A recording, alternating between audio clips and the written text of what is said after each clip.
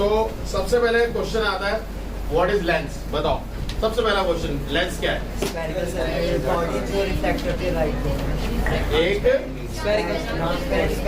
एक transparent refractive medium. Okay, glass भी वही है, लेंस भी कुछ वैसा है, एग्जैक्टली सेम नहीं है बट कुछ वैसा। मैं नहीं कहूँगा बिल्कुल एग्जैक्टली सेम है, बट हाँ कुछ वैसा है लेंस। ठीक है, तो लेंस अगर मैं आपसे बोलूँ तो it's a curvilinear refracting surface. Curvilinear refracting surface, ठीक है। इसमें दो सरफेसेस होती है। कितने सरफेसेस होते हैं? दो। सिंगल नहीं होती, टू सरफेसेस होती है, ठीक है।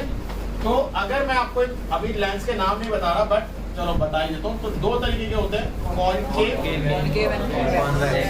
ये बेसिक कैटेगरी है जिसमें इन्होंने डिवाइड करा है, ठीक है। और इनमें जो बेसिक वाला है वो आपको बता रहा हूँ, वो ऐसा है,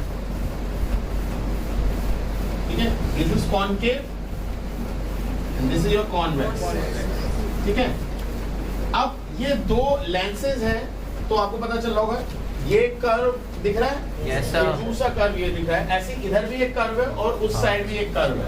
तो it has two curved surfaces. It has two curved surfaces. Put out. No sir. अब बैंडिंग क्यों होती है? क्योंकि बाहर एयर है और अंदर दूसरा मीडियम, ग्लास। मैं वाटर बनाऊंगा, बता बनाऊंगा, दिक्कत है कोई? सर दूसरा मीडियम। तो कोई भी मीडियम, ठीक है, बिकॉज ऑफ दैट उसमें बैंडिंग होती है, ठीक है। अब ये रीजन मैं बताऊंगा कि why it is called converging and why it's called diverging, ये भी हम समझेंगे। तो सबसे पहले समझो कॉनकेव का जो नेचर होता है, क्या वर्ड यूज करते हैं? नेचर। नेचर होता है डाइवर्जिंग। क्या होता है? डाइवर्जिंग। और इसका नेचर होता है कन्वर्जिंग। क्या होता है? कन्वर्जिंग। मतलब डाइवर्जिंग मतलब डाइवर्ज मतलब क्या होता है? फैलना। कन्वर्ज मतलब मुड़ना, एक जगह पे केंद्रित होना। That's called converging and diverging. कोई वर्ड का समझ में आया? अब ऐसा ही क्यों? तो अगर मैं कॉन्वेक्स की बात करूं तो कॉन्वेक्स ये है, देखो ध्यान से,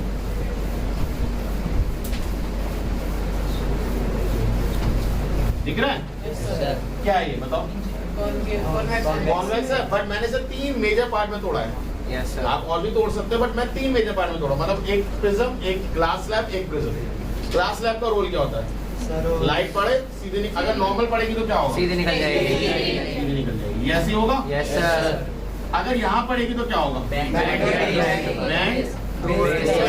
towards its base. Yes sir. याद है प्रिज्म का सबसे बेसिक मैंने रूल बताया था, Yes, it sir. Bends the light towards its base. Base. तो बेस की तरफ बेंड कर दिया। Yes, sir. अब ये उल्टा है, ये भी करेगा, ये भी तो बेस की तरफ ही करेगा। Yes sir. ये सारे एक पॉइंट में मिलते हैं, this is also known as focus. We will discuss it later on.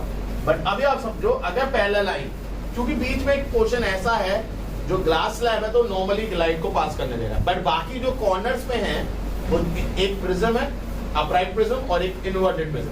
Upright prism भी बेस की तरफ बेंड करा रहा है, इन्वर्टेड प्रिज्म भी बेस की तरफ बेंड करा रहा है, बट इससे जो नेचर निकल के आ रहा है लाइट का, वो क्या है? वो सारी लाइट को कहाँ कर रहा है? एक पॉइंट पे केंद्रित करता है, which is also known as converging. Clear? बात करते हैं इसकी। तो इसमें टुकड़ा है, ठीक है, इसमें क्या है? टुकड़ा, मतलब प्रिज्म नहीं है पूरा, but you can treat it as कि प्रिज्म का एक टुकड़ा है। तो भैया मुझे एक बात बताओ, हम लोगों ने पहले भी ये डिस्कस करा था, अगर प्रिज्म को तोड़ दूं मैं ऊपर से और लाइट मारूं तो भी तो बैंड वो टुवर्ड बेस ही करेगा। उससे फर्क नहीं पड़ रहा उसका टॉप है या नहीं है। तो यहाँ पे भी वही प्रिज्म है, तो अगर यहाँ नॉर्मल तो ये ऐसी निकल गई, मतलब कोई दिक्कत नहीं, बट जब ये आएगी तो क्या होगा? Bend towards the base. Towards the base, और ये भी towards the base। यहाँ पे bend और ये भी towards the base। मैं यहाँ छोटी छोटी बारीकियां दिखा रहा हूँ कि हल्का फुल्का यहाँ बैंड करा रहा हूँ, फिर हल्का वहाँ करा रहा हूँ। ये सब इग्नोर करेंगे जब हम डायग्राम्स बनाएंगे, बट एक्चुअल में जब अब होता है तो आपको पता होना चाहिए वो पहले सरफेस से रिफ्रैक्शन होना चालू हो जाता है। याद है मैंने आपको डिस्पर्जन में बताया था कि डिस्पर्जन पहले सरफेस से होता है, इसका मतलब रिफ्रैक्शन पहले सरफेस से ही होता है, ये दूसरे सरफेस से होता है। बट कई बार कंफ्यूज हो जाते हैं बच्चे, तो मैं आपको बताऊंगा डायग्राम आपको बनाना कैसा है। ये बात समझ में आई? yes, तो यहाँ पे देख रहे हैं पहला लेंस में प्रिज्म का और ग्लास स्लैब का कि उन्होंने ऊपर कैसे बनाया है ट्रायंगुलर प्रिज्म जो कि अपराइट है, नीचे कैसा है इनवर्टेड है, तो उनसे जो रिफ्रैक्शन होता है लाइट का वो एक पॉइंट पे कॉन्सेंट्रेटेड होता है। बात समझ में आई? वहीं पे इसमें क्या होता है, इसमें अगर हम पैरेलल बीम भेजें तो because of this arrangement, special type of arrangement, वो फैल जाती है। वो क्या हो जाती है? दोनों का अपने अपने रोल होंगे, हम सीखेंगे। कोई डाउट? अब क्योंकि इनमें दो सरफेसेस है ना, कितने सरफेस हैं? दो सरफेसेस हैं। तो आपको बुक में दिखेगा कि कॉन्वेक्स और कॉनकेव, कोई इन्होंने बाय और बाय ऐसे वर्ड दिख रहा होगा, बोलते कॉन्वेक्स ही है, बट आप वर्ड देखोगे बाय कॉन्वेक्स। अब एक वर्ड देखोगे बाय कॉन्वेक्स। बाय कॉन्वेक्स क्या होता है? बाय कॉन्वेक्स होता है जब दो सरफेसेस कॉन्वेक्स मिल जाए। क्या कॉनकेव कॉन्वेक्स होता भी होता है? हाँ, वो भी होता है। देखो जैसे ये कॉन्वेक्स है, बट कौन सा मैंने वर्ड यूज करा? Biconvex. मैं बताता हूँ इस तरीके। इधर भी कॉन्वेक्स सरफेस है, इधर भी कॉन्वेक्स सरफेस है, तो इसे हम क्या बोलेंगे? Biconvex. क्या बोलेंगे? Biconvex. इसको क्या बोलेंगे? कॉन्वेक्स। क्या बोलेंगे? Plano convex. इसको क्या बोलेंगे? Concavo convex. हैं? Concavo convex. कॉन्वेक्स। क्यों? क्योंकि पहला सरफेस कैसा है? कॉनकेव, और दूसरा सरफेस तो कॉन्वेक्स। कॉनकेवो कॉन्वेक्स। ये बाय बाय कॉनकेव है क्योंकि दोनों सरफेस कैसे हैं? कॉनकेव। अब बताओ। Plano concave. ठीक है, ये कॉन्वेक्स है। कॉन्वेक्स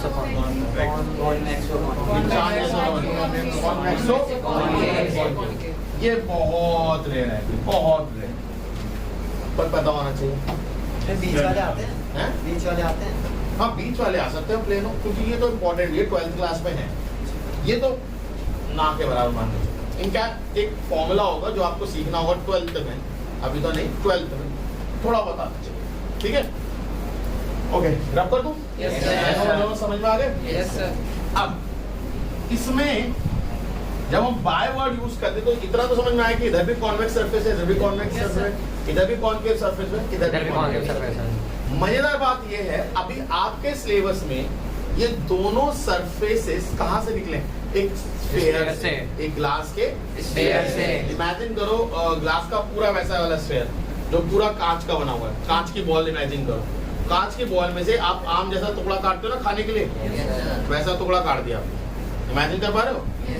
एक कांच का गोला इमेजिन करो जो पूरा भरा हुआ है, उसमें से आम जैसा टुकड़ा काटते हो, Yes, sir. खाने वो काट दिया, गुठली के बाद वाला यार। हाँ सर। तो ऐसा निकला गुम्बद, और जैसा गुम्बद आपने यहाँ काटा वो दूसरी तरफ से भी काट दो, और फिर दोनों गुम्बद को जोड़ दो। अब मजेदार बात सुनो, ये कॉन्वेक्स है, ये क्या है? हम बताओ, बनाने दो, बनाने दो। ये भी कॉन्वेक्स है। ये भी कॉन्वेक्स है, और वो भी बाय कॉन्वेक्स ही है, क्योंकि दोनों जगह से बट दोनों के रेडियस ऑफ कर्वेचर डिफरेंट। एक जो ऐसा होगा तो समझना, जो ज्यादा मुड़ा हुआ ना हो तो उसका रेडियस ऑफ कर्वेचर, जो ज्यादा मुड़ा हुआ है उसका रेडियस ऑफ कर्वेचर बहुत छोटा है। इमेजिन ये नॉर्मल, ये ज्यादा मुड़ा हुआ है, अगर ये ज्यादा मुड़ा हुआ तो छोटे गोले में कन्वर्ट हो जाता है। आप एक कॉपी को ऐसे मोड़ोगे तो आप इमेजिन कर पा रहे हो कि ये इतने बड़े सर्कल का पार्ट हो, और अगर ऐसे मोड़ लो तो छोटे की हाँ। जो ज्यादा और जितना छोटा मुड़ेगा तो उतना छोटा छोटा स्फीयर स्फीयर होगा। होगा। तो मैं कह रहा हूँ ये कर्वेचर ज्यादा मुड़ा हुआ है, ये वाला सेकंड वाला, इधर वाला तो कम मुड़ा हुआ है, Yes, ये तो sir. फ्लैट ही ऑलमोस्ट स्ट्रेट जैसा लाइक, बट ये काफी मुड़ा हुआ है। इसका मतलब इसका रेडियस ऑफ कर्वेचर क्या है? ज्यादा। अब क्या सी बात है, मतलब कुछ भी चुप। ये एक सरफेस है, ये फर्स्ट सरफेस, सेकंड सरफेस, ये कम मुड़ा हुआ है। तो इसका गोला, अगर मैं इसका गोला समझाऊं तो ये है इसका गोला,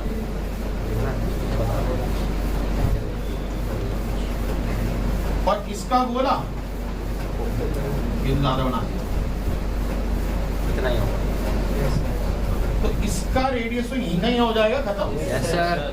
और देखो, एक तरफ कर्व ज्यादा कर्व है ये वाला कम कर्व है, जिसमें कम कर्व होगा उसका रेडियस ऑफ कर्वेचर ज्यादा है, तो समझो उसका फोकस भी ज्यादा है, उसका फोकस भी ज्यादा है। जो ज्यादा कर्व है उसका रेडियस भी कम है, उसका फोकस भी कम है। यानी अगर मैं यहाँ से पैरेलल बीम डालूं तो ये जितने दूरी पे मिलेगी उसका, क्योंकि फोकस ज्यादा है और इधर का फोकस कम है, तो ये कम दूरी पे मिलेगी। अगर मतलब यहाँ से पैरेलल बीम डालूं तो हो सकता है यहीं पे मिल जाए, मैं यहाँ से डालूं तो हो सकता हूँ यहाँ पे मिले। तो अगर मैं दोनों तरफ से सेम मिलेगी नहीं मिलेगी, बात समझ में आई। बट अगर ये दोनों सरफेसेस एक हो जाए तो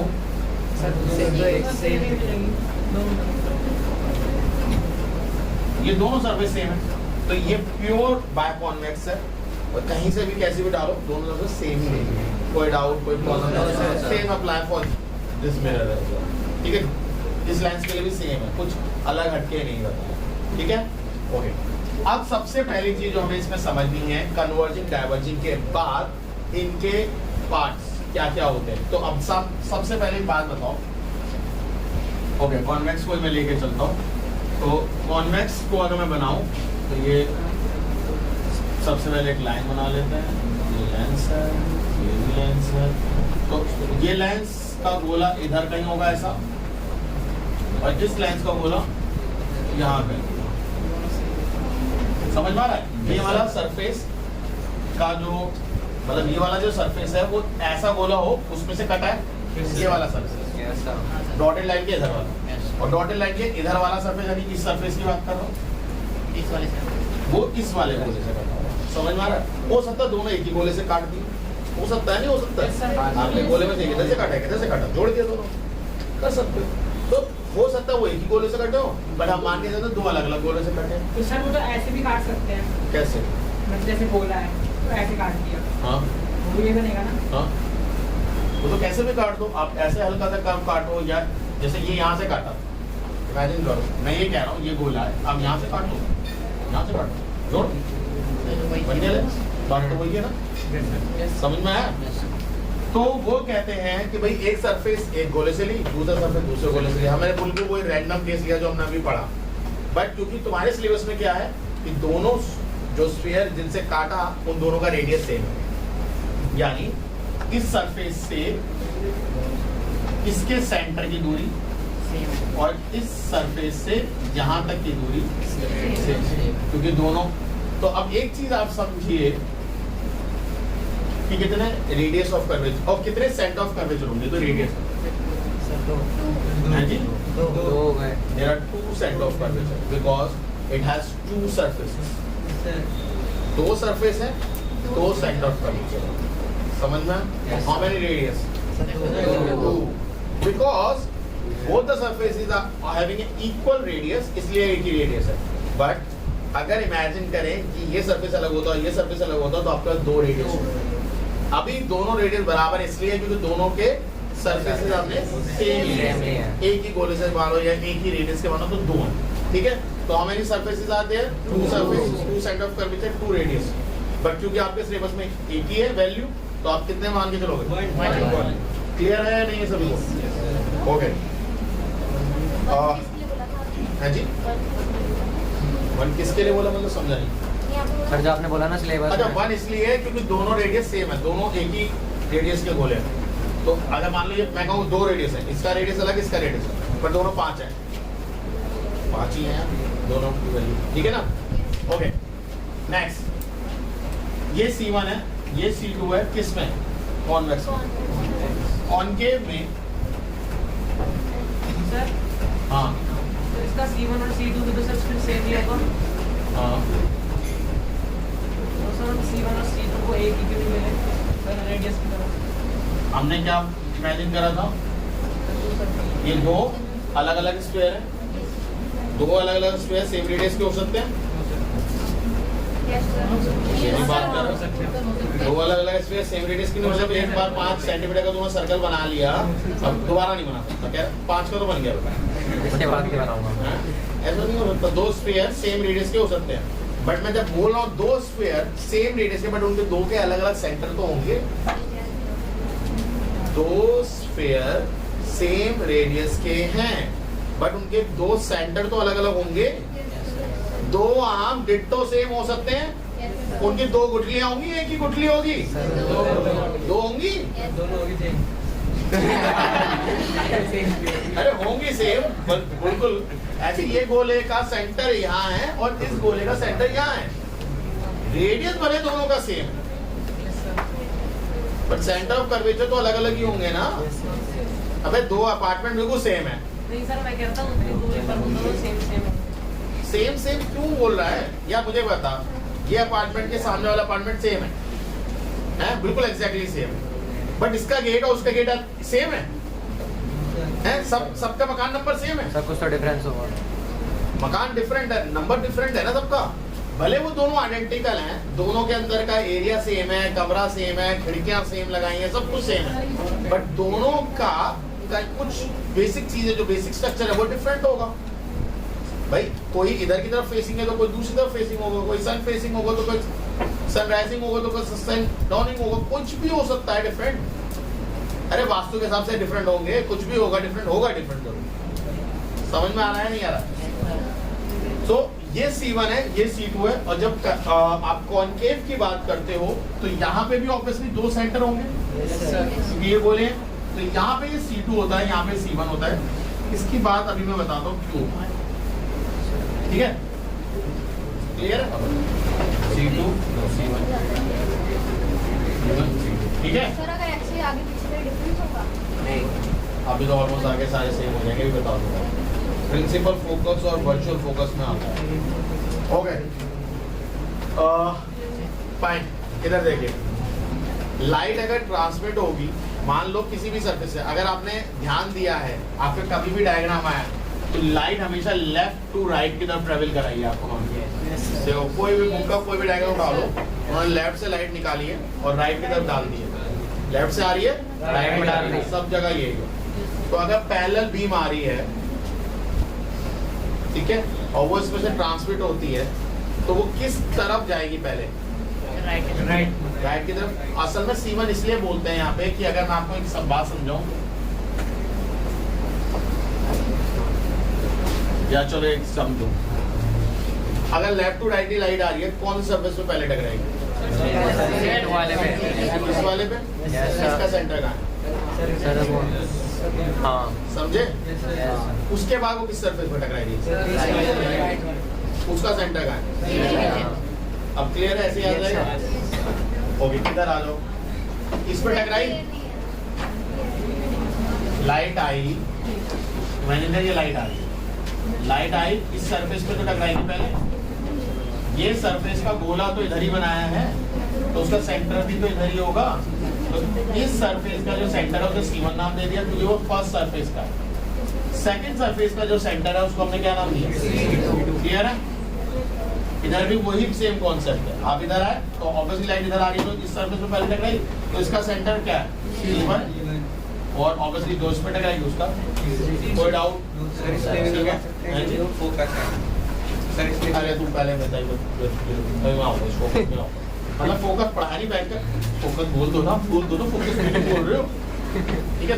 एक अब इमेजिन करो, देखो प्लीज एक छोटा सा क्वेश्चन समझ लेना इसको।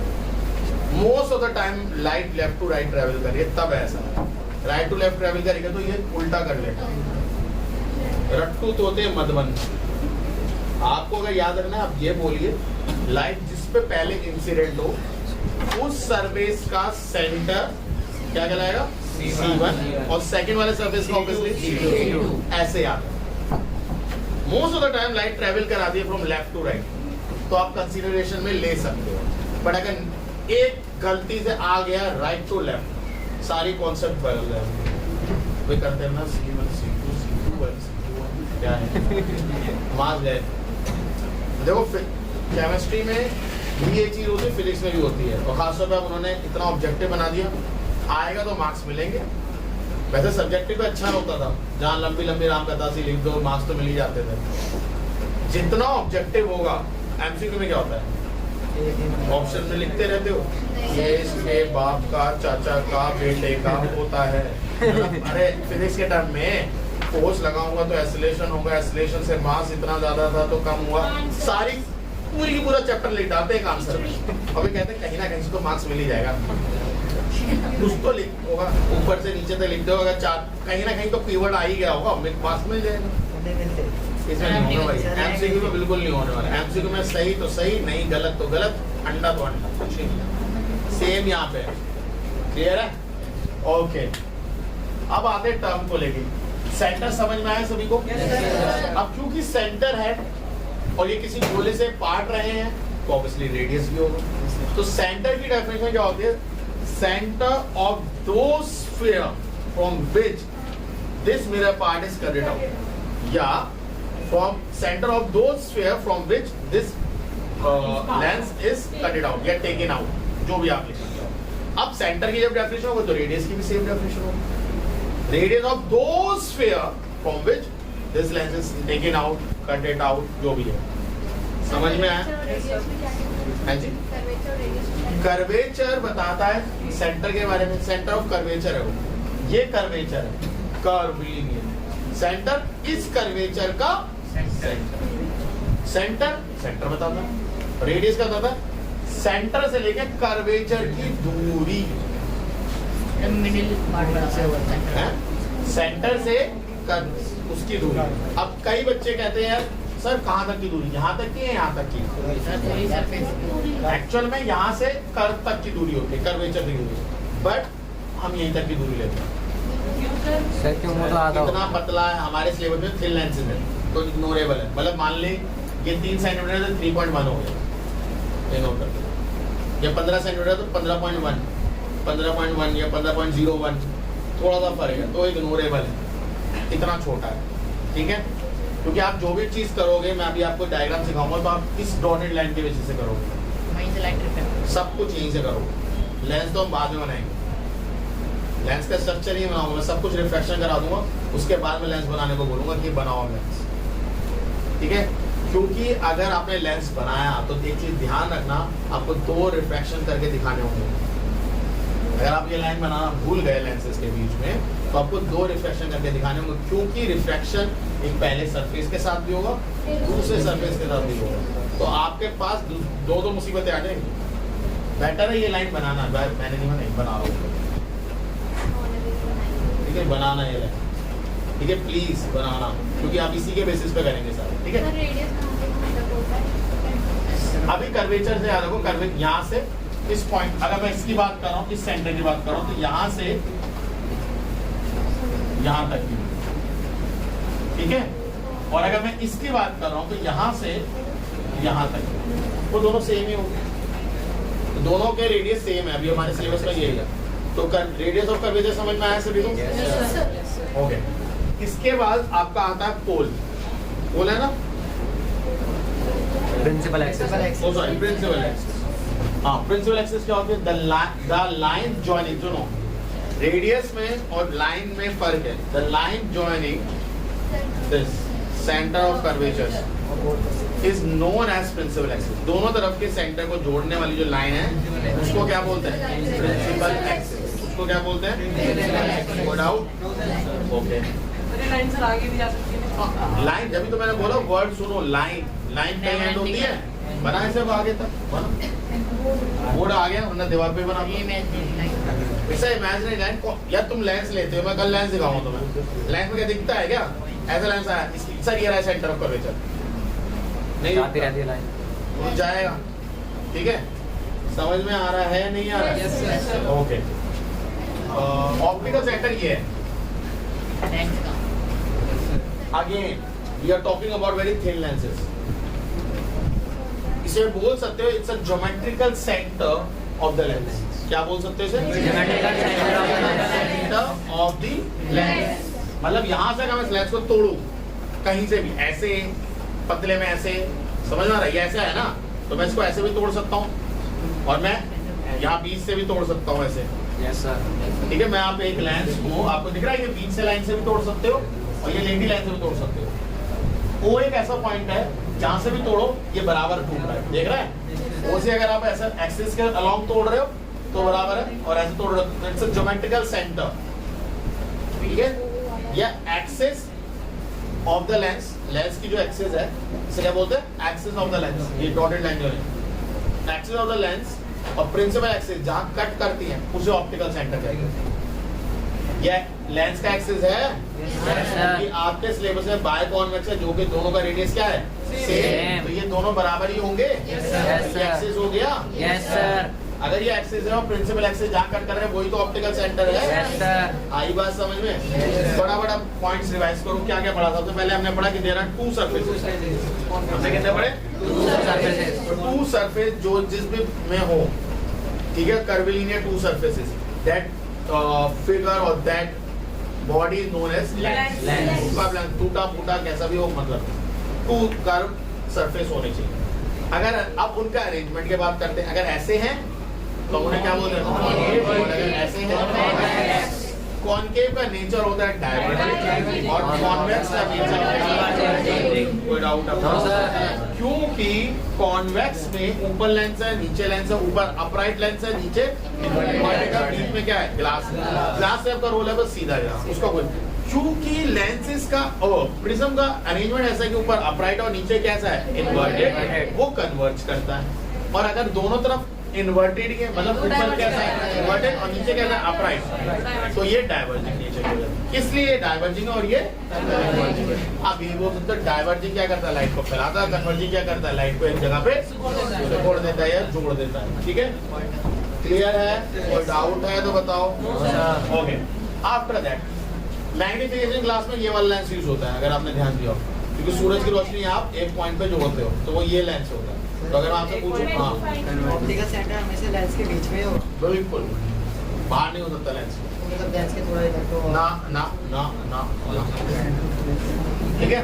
ओके, और कोई डाउट किसी को? हाँ सर अगर सर दोनों तरफ से सेम वो नहीं है तो फिर तब भी उसका बीच में वो ऑप्टिकल सेंटर। बिल्कुल, ऑप्टिकल सेंटर क्या है, एक्सिस ना। आप इमेजिन करो ये डॉटेड लाइन है, इधर देखो भाई सारे, आप इधर से तो इमेजिन करा रहे हो सब कुछ, और ये प्रिंसिपल एक्सिस निकली, तो यहाँ ऑप्टिकल सेंटर तो यहाँ है ना, एक्सिस तो सेम ही रहने वाला है ना भाई। आधा लेंस आप कहीं से काटोगे, आधा लेंस कहीं से जोड़ोगे, वही तो एक्सिस कहलाएगी। एक्सिस जहाँ प्रिंसिपल एक्सिस काटे यहाँ। अब तुम ये कहो नहीं नहीं सर आपने तो कहा था बीच में, अरे मैंने बिल्कुल इनके बीच में तो बोला है, रेडियस के, मैंने ये तो नहीं बोला सेंटर में, बीच में तो कहीं हो सकता है, सेंटर नहीं बोला मैंने। तो यहाँ से अलग है, यहाँ से अलग है, ठीक है। ओ हाँ बोलो बोलो। ओके, किसी को इसमें डाउट है? अब तक इसके बाद आते हैं इनकी definition. What do you mean set of curvature? Set of those sphere from which lenses कटेड out, ठीक है। ओके, वो क्या होता है, radius of curvature, radius of those sphere from which lenses कटेड out, ठीक है। फिर आता है आपका प्रिंसिपल एक्सिस सेंटर से जोड़ने, the line which passes through, not joining, the line which passes through the center of curvature of the both the surfaces, या both the center of both the lenses. Two surfaces of the lens. Both center of curvature. The line passes from the both center of curvature. Center of Curvature of the sphere from its lens is 30 principal axis, ठीक है। Okay, next optical centre, optical या simple बोल सकते हो, clear है? तो पहले term याद हो, उसके बाद ही मैं आगे बोलूंगा, ठीक है। ओके, अब आ जाओ फोकस पे। फोकस थोड़ा सा टफ है, क्यों? क्योंकि हम सीखते तो बहुत आसानी से, ठीक है। अरे फोकस बड़ा मजा है। अब देखो क्या टफ है, अभी बताता हूँ, पहले इसको समझो। लाइन ऐसे है, ठीक है, एक लाइन इसमें से भी जा रही है, ठीक है, ये भी इमेजिन कर लो।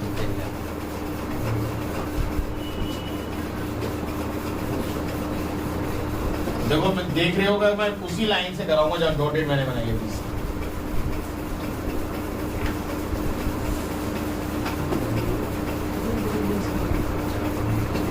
अब बुक्स में ऐसा होता है डायग्राम, है ना? इसके आगे भी निकलती है भाई, ठीक है, ब्रेक नहीं मार लेती हैं, आगे गया मैं तो हम तो रुक गए, फोकस पर रुकना था। बट आपका डायग्राम बहुत क्लियर दिखी, बताओ कि कहाँ जाके मिल रही है, वो इसको नहीं बना। तो इसका मतलब ये नहीं यहाँ आके लाइटों ने कहा चलो भैया आओ 3 यार मिल बैठे, और करें चौपड़ी, वो आगे भी जाएंगी लाइटें, बट यहाँ वो मिलती हैं, मीट करती हैं, मिल के जाती है। ठीक है, मिल के जाती हैं, ठीक है, तो यहाँ मिलती हैं वो, ठीक है। अब ध्यान से सुनना, पैरेलल आई मिली, अब अगर इधर से पैरेलल आती तो नहीं मिलती, सर मिलती है। है? इधर से पैरेलल आती तो वो इधर मिलती। Yes sir. अब ध्यान से सुनो, अगर वो पैरेलल लाइन और यहाँ मिल रही है, इसको बोलते हैं फोकस, बोलते हैं फोकस बोलते हैं।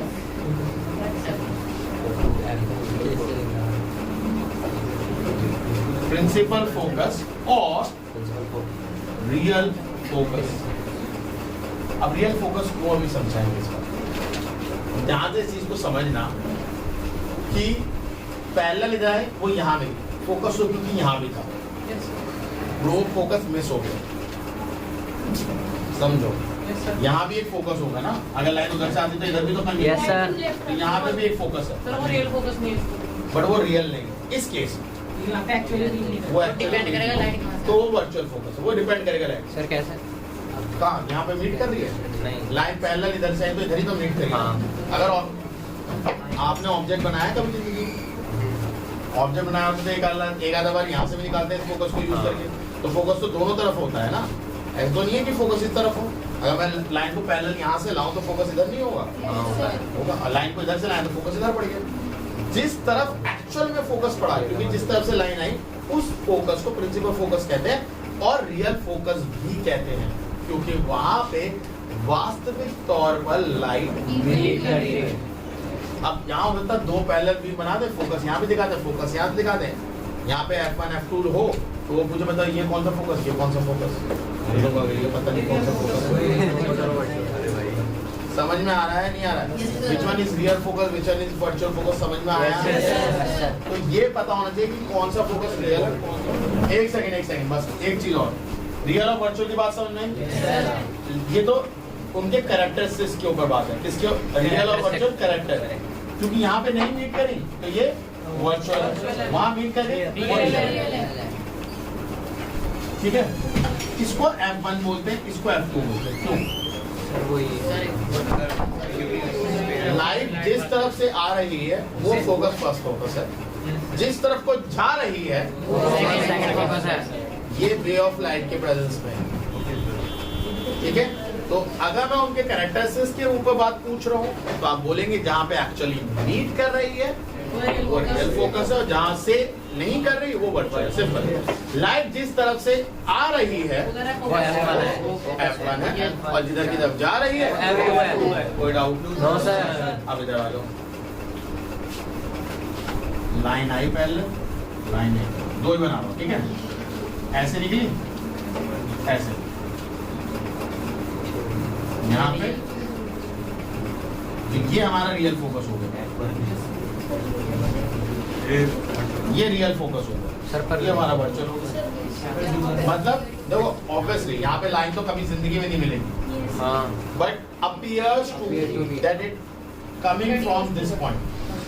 इसमें फोकस किस तरीके से डिफाइन, देखो यहाँ पे डिफाइन क्या हुआ, when a light coming parallel to the principal axis it meet at a point on a principal axis which is known as focus।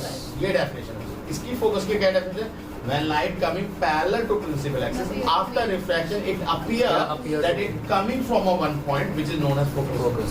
इसकी डेफिनेशन क्या है, लाइट अगर पैरेलल आ रही है प्रिंसिपल एक्सिस से तो मुड़ने के बाद या डेविएट होने के बाद वो एक जिस पॉइंट point पे पे जाके मिलती है, उस पॉइंट को हम फोकस कहते हैं। इसमें क्या है कि लाइन अगर पैरेलल टू प्रिंसिपल एक्सिस आ रही है तो डायवर्ज होके मालूम होता है कि वो एक पॉइंट से आ रही थी, तो उस पॉइंट को हम क्या बोलते हैं, रियल फोकस। रियल तो बात क्या होता है, पहले बताओ फोकस की Yes, डेफिनेशन। sir. अब क्योंकि पैरेलल आ रही थी और इधर से दिख रही थी तो हम इसे क्या बोल देते हैं, भाई ये हमारा रियल फोकस है और ये हमारा बस याद रखना कॉन्वेक्स के उल्टा होता है। ये पैरेलल है तो ये डाइवर्ज हो गई। अब यहाँ तो ये कभी जिंदगी में नहीं मिलने वाली। अगर मैं इधर से देखूंगा तो मुझे क्या लगेगा, ये लाइन यहाँ से आ रही है, तो मैंने जब इसे डॉटेड करा पीछे यहाँ आया, मैं इस लाइन को देखूंगा भाई पीछे जा कहाँ जा रहा है, यहाँ आया। तो ये सारी लाइन अगर वो पैरेलल आ रही है तो मुझे पता चलता है कि वो एक ही पॉइंट से आ रही है और जिस पॉइंट से वो आ रही है उसको हम क्या नाम देते हैं, फोकस। उस पॉइंट को फोकस नाम देते हैं। अब क्योंकि वो एक्चुअल में जो प्ले में है वो ये फोकस है, इस पे फोकस करो तो कुछ बात ही नहीं हो रही, और इस फोकस की बात यहाँ पे तो फोकस है, उसकी भी कर लो बात, उसकी कोई बात ही नहीं है। तो इस जब फोकस की बात होती है ये रियल फोकस हो जाएगा। क्लियर है भाई? देखो सीधी बात है, जो रोल प्ले में है वो एग्जिस्टेंस में है, उसको हम रियल बोलेंगे, जो रोल प्ले में नहीं है उसको हम वर्चुअल बोलेंगे। सिंपल। क्लियर है? अब इसमें कॉन्वेक्स का उल्टा होता है, इसमें कॉन्वेक्स का उल्टा होता है। कॉन्वेक्स में जहां पे लाइट पहले पड़ी वो F1 था और जिधर की तरफ गई वो F2 है, इसमें उल्टा है।